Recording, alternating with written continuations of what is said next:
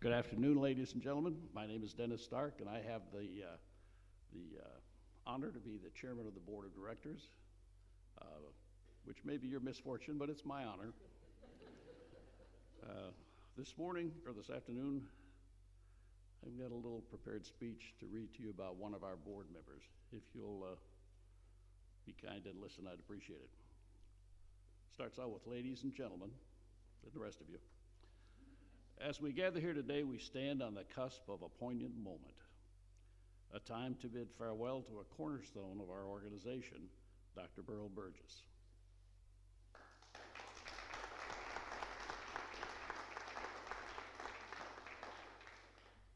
That was a comma, not a period, I'm sorry. As he steps into the next chapter of his life after an incredible 44 years of service to John Knox Village Central, Florida Board of Directors. In those years, Dr. Burgess has been more than a board member.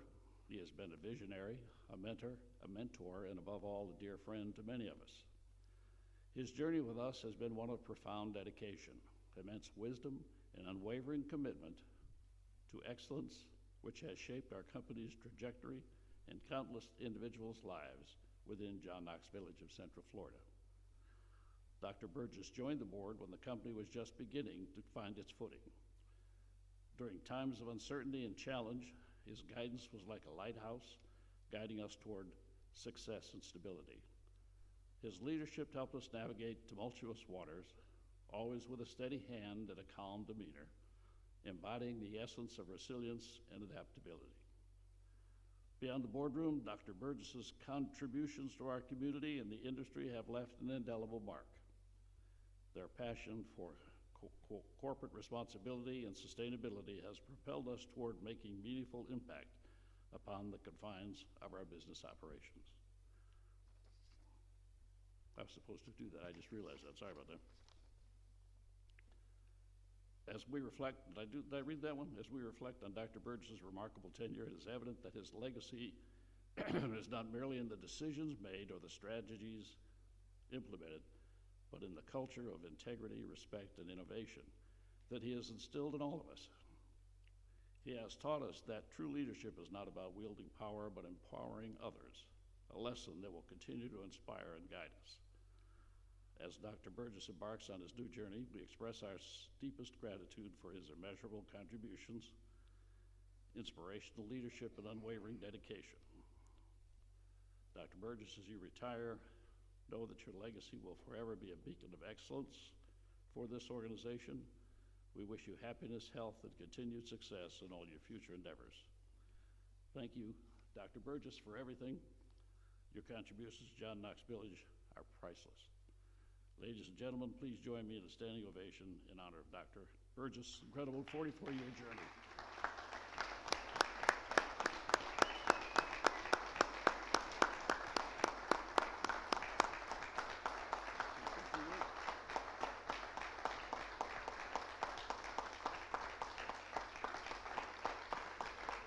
Thank you. Thank you very much. I've never heard so many nice things Dennis has said about me.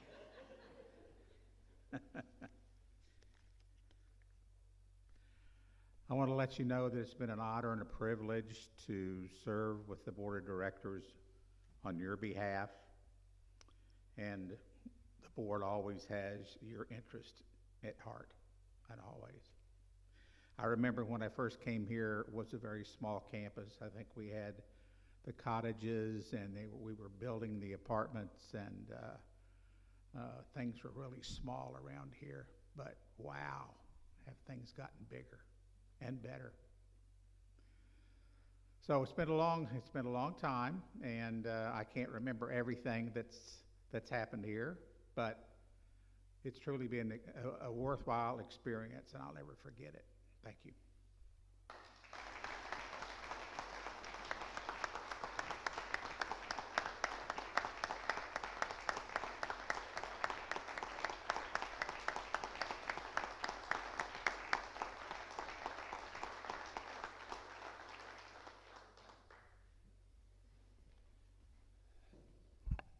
I'm going to do the better half first. Mrs. Burgess, to you are the roses. We thank you for loaning us his talent, his treasure, and his love for senior communities and all the things that he's been able to do for John Knox Village of Central Florida. Thank you. Dr. Burgess. Hate to say it this way, but we have some parting gifts. We have a gift card, we have a trophy, we have a clock for you, and we have a gift that a resident has made specially for you, and we hope you will enjoy it. Your impact has been immeasurable on the community. For that way, we offer you thanks. Somehow, it doesn't always seem like it's enough. So thank you.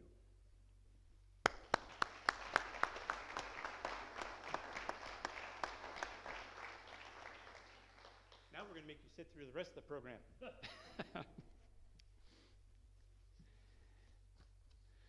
How's everybody today? Good. I'm glad to hear that. Wow, it's not very often that you get to recognize a board member that has served 44 years. Wow. I'm going to take a guess. It's more than half his life. One. There you go. So that's quite a mark. And what we get to an opportunity to do right now is we get the opportunity to recognize resident council members that are offgoing, that have done their service. We have, for offgoing resident council members, we have a gift. It is a little pineapple. We ask if you want, you can go to the administrative office and pick it up by the end of the week. If you can't so happen to make it, we'll deliver it to you. So, today we celebrate and extend our deepest gratitude to the distinguished members of our community who have generously served on resident council for John Knox Village of Central Florida. Your dedication, leadership, and commitment to our community's welfare have enriched the lives and set a standard of excellence and cooperation that will inspire future generations. Serving on resident council is a role of great responsibility and honor. It requires patience, empathy, and deep-seated commitment to the collective well-being of our residents. Each of you has approached this role with a heart full of dedication and a vision for a better community and embodying the spirit of service that makes John Knox Village such a special place to call home.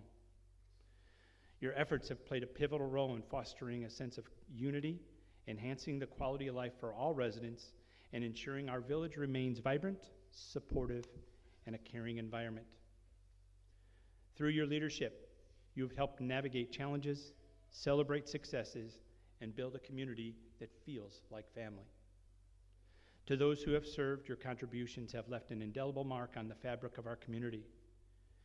You've been the voice of the residents, advocating for needs, driving improvements, and spearheading initiatives that have greatly benefited all of us.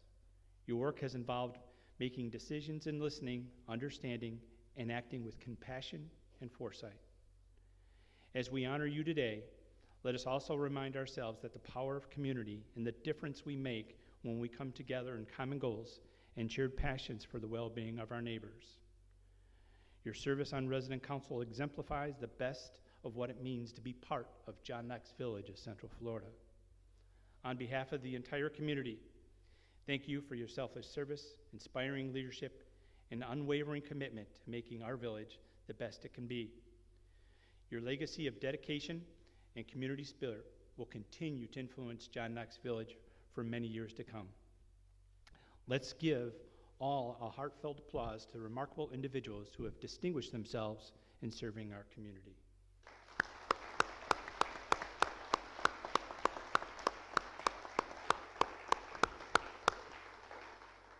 Mr. Herod he served as vice president and then president for 2022. What that shows is the years that they served for 2 years. Kathy Summers, activities.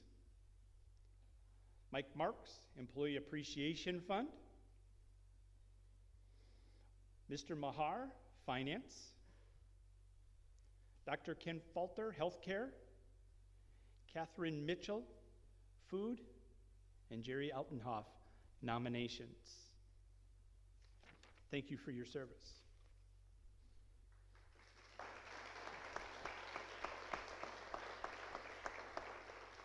The good news is, as soon as I'm done with this, I'm done. Then we're going to hand it over to Cynthia. Yeah. Mental note of that. Today we come together in a spirit of heartfelt gratitude to celebrate and honor healthcare employees' dedication, commitment, and exceptional service to John Knox Village of Central Florida. We are here to recognize those who've devoted 5, 10, and 15 years of their lives to making a difference in the lives of others, embodying the values and mission of our community holds dear. To our honorees with 5 years of service, your journey with us may have just begun, but your impact is palatable. You've brought fresh perspectives, energy, and compassion to our team and to the residents you serve. Your enthusiasm and dedication are the foundation upon which our future successes will be built. Those celebrating 10 years, your commitment and resilience have not gone unnoticed. You've witnessed changes, adapted gracefully, and contributed to the growth and stability. Your experience and steadfastness have been guiding light to your colleagues and source of comfort and care to our residents. And to our esteemed colleagues marking 15 years of service, your loyalty and profound dedication to our mission are truly inspirational. You've touched countless lives, offered support during challenging times, celebrated the milestones and joys of our community. Your contributions have been invaluable, not only in terms of professional expertise, but also in the warmth and care you extend daily. To all our honorees, your dedication to healthcare is not just a job, it's a calling. You've shown remarkable commitment to our residents, ensuring they receive the utmost care, respect, and dignity. You are not just John Knox Village employees, you're an integral members of our family that values compassion, integrity, and excellence. As we celebrate your milestones today, we look forward to continued journey together, knowing that your community is stronger because of your contributions. Your service is a testament to the collective efforts that it takes to build a caring, vibrant, and supportive environment for our residents. On behalf of John Knox Village community, I would like to express our deepest appreciation and congratulations, and may you continue to inspire those around you with your dedication, compassion, and commitment to excellence. Thank you for your service and your passion and your heart. Here's to many more years of making a difference together.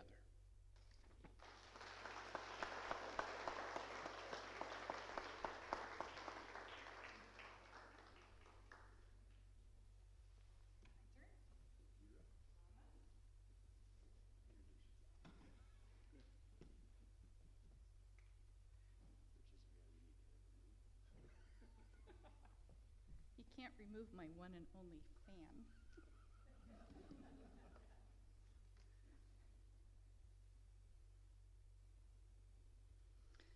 All right, good afternoon, everybody. I'm Cynthia Pohl. I'm the Chief Financial Officer here at John Knox, for those of you that I might not have crossed paths with yet. I'm very excited to say, too, that I just passed my couple of years mark a couple of weeks ago. So I'm glad that Joe has decided to keep me around for a while. Today, we're going to talk about the most exciting topic ever, which is the financial audit. Yay! Yes. So I promised I would keep it very high level. At this point, the audit is still considered draft. It has been presented to our Board of Directors Finance Committee a couple of weeks ago, and they will be recommending at tonight's Board of Directors meeting to vote on and accept the audit. So once it is finalized and has been voted on, there will be a copy put into the resident library, and then the upcoming meeting that we have in April that I do with the Finance Committee will have a more detailed review of the audit information. All right, so here we go.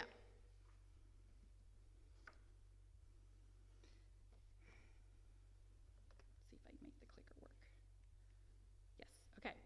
All right, so this is the independent auditor's report. Our audit was done by CLA Clifton Larson Allen, LLP. Their field work actually started in November of 2023. We had about a week that we did some preliminary data gathering and information to kind of get that started and out of the way. And then our full audit kicked off in February 2024 after we had time to go through and do our close for December for the year end. As mentioned, it is a draft form so far. And these are some highlights from information by CLA. So they issue their opinion, and their opinion that they have issued is for a clean opinion. The clean opinion means that the financial statements present fairly in all material respects, and they have conducted their audit in accordance with the auditing standards of GAAP and GAS. Basically the same thing, but slightly different acronym. In their process, they do a review of the financial statements that we provide to them, and in their review, they found that there were no audit adjustments needed to the financial statements.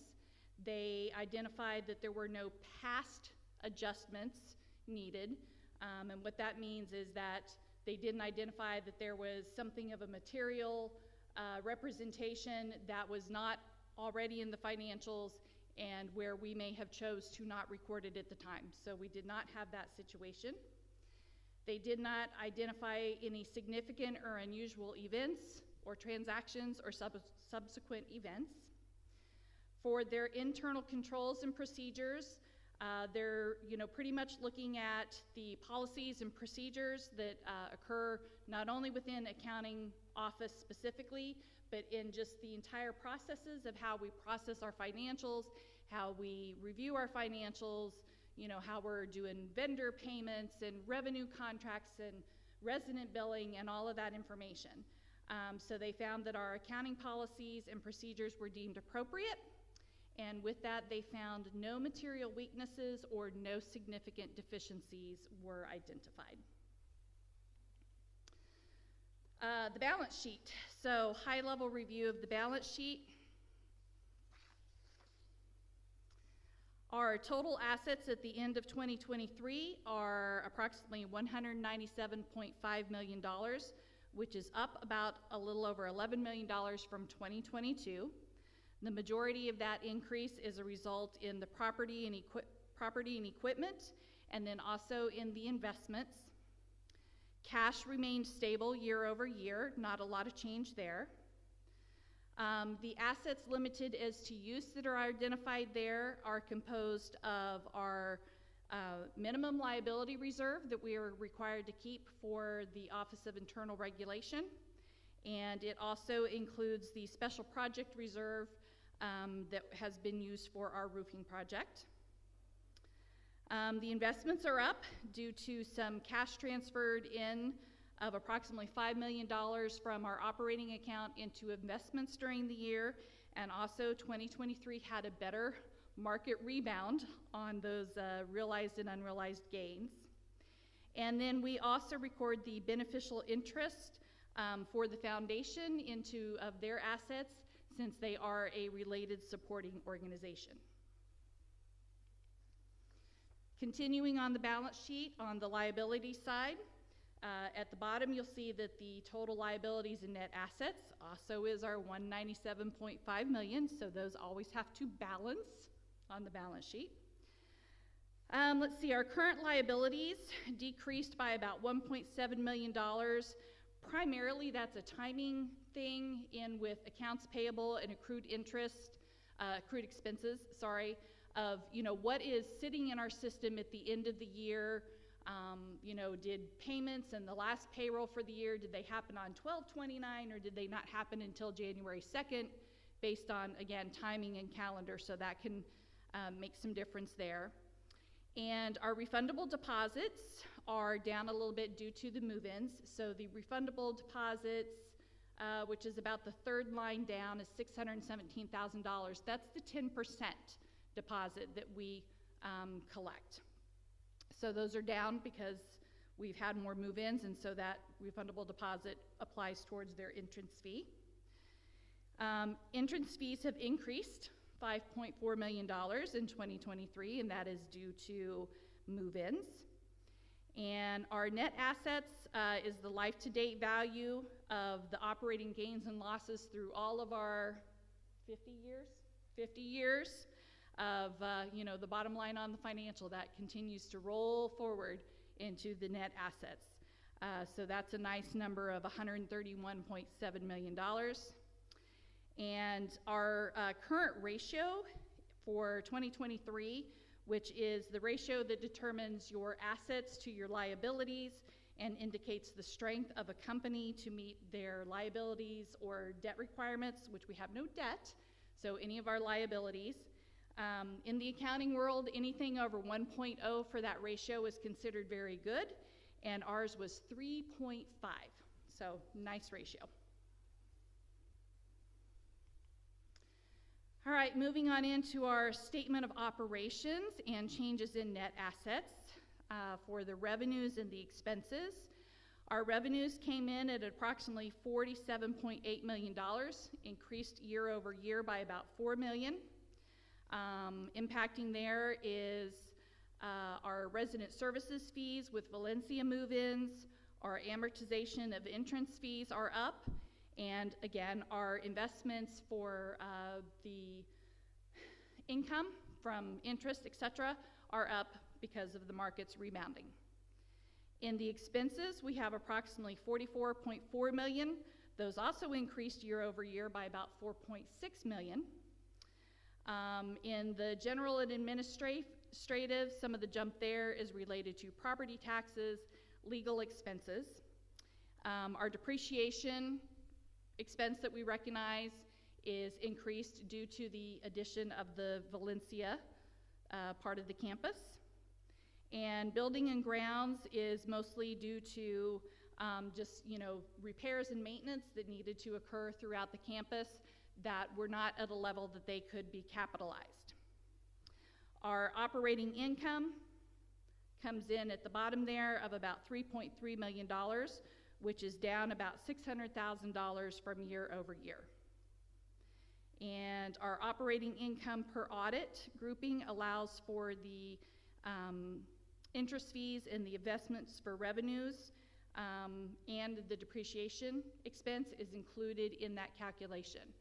Our internal financials that we look at month over month, what we consider our operating margin, does not include the entrance fees or investment income, and it does not include depreciation.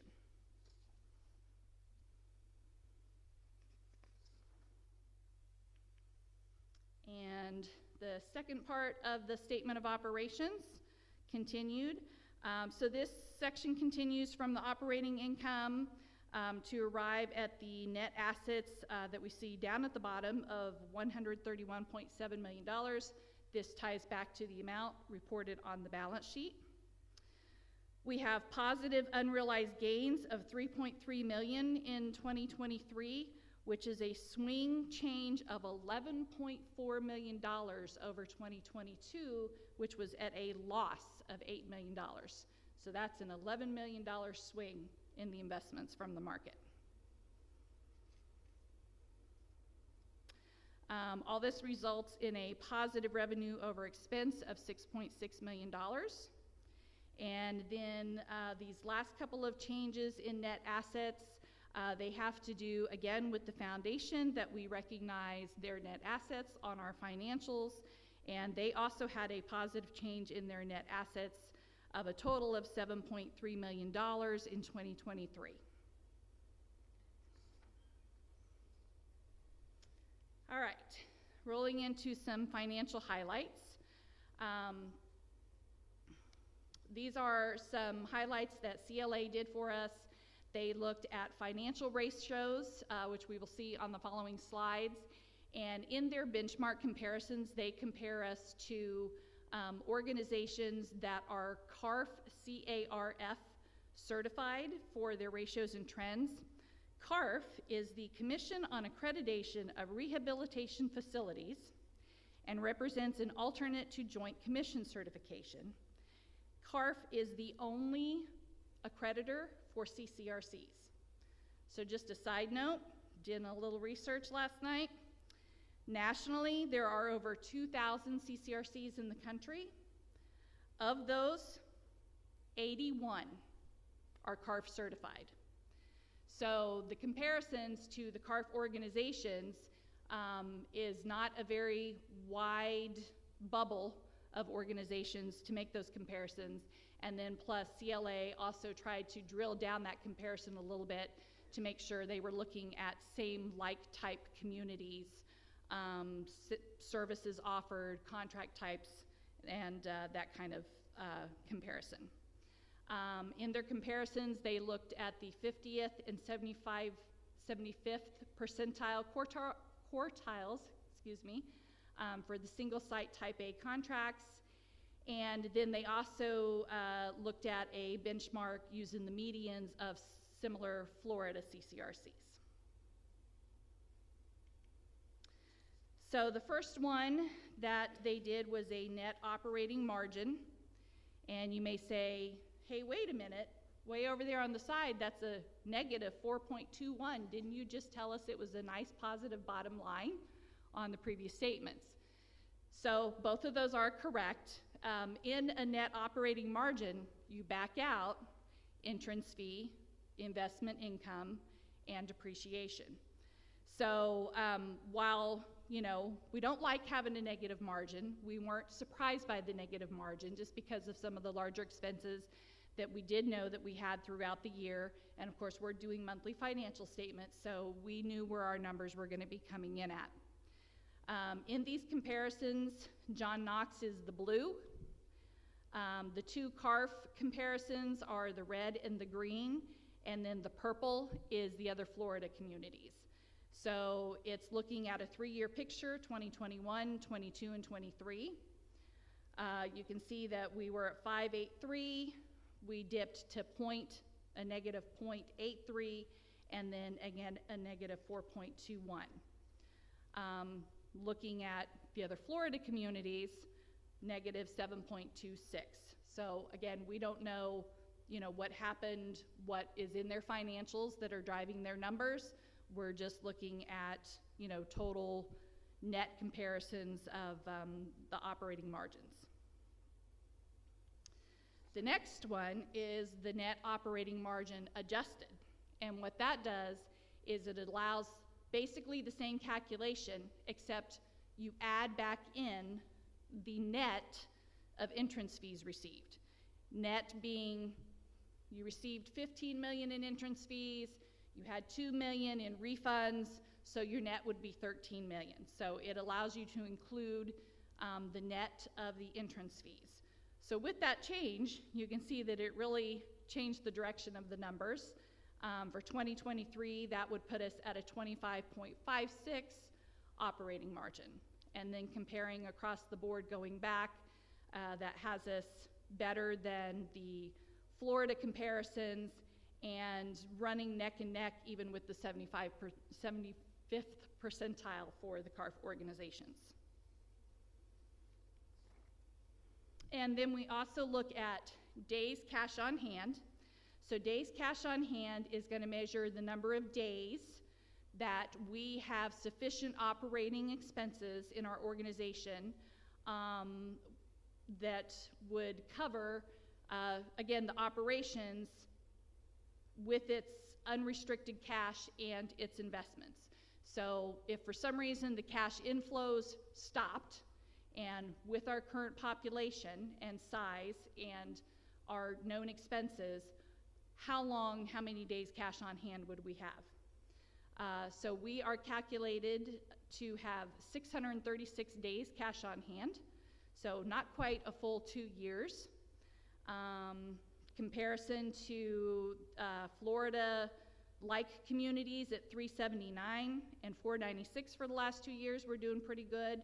And a little lower than the 75th percentile of CARF, but still running, I think, at a good comparison, and over in that 50th percentile mark. Now, anybody who's in the finance committee knows that Cynthia has her own special calculation for days cash on hand. And the reason is There is a calculation formula that is done per audit in GAAP. Office of Insurance Regulation also tracks our days cash on hand. Their calculation is different. So the audit calculation does not allow you to use the monies that are in your minimum liability reserve in the calculation, but they do allow you to use the monies in a specially designated reserve. OIR is exactly the opposite. They allow you to use the minimum liability reserve monies in the calculation, but you cannot use the special reserve.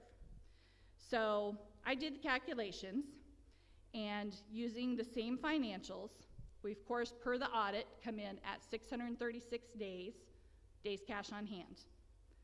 Per the OIR calculation, it comes in at 698 days cash on hand for the end of the year.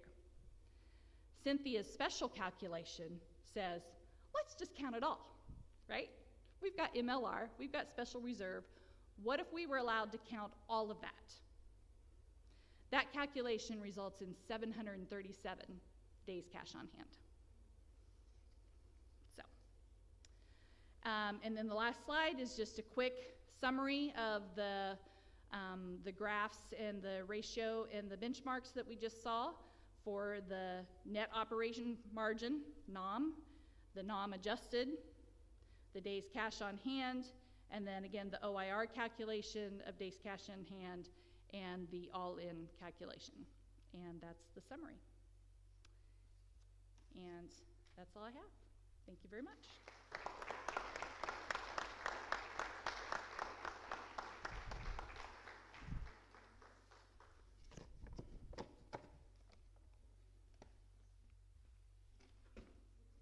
Ooh, it's a good thing that lid was on.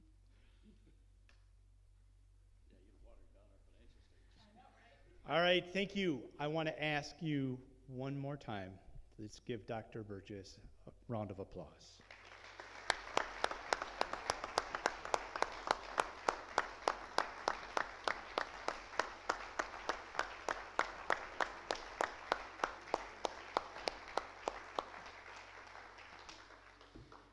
That's all we have. You have a wonderful evening. Enjoy dinner. We'll talk to you soon.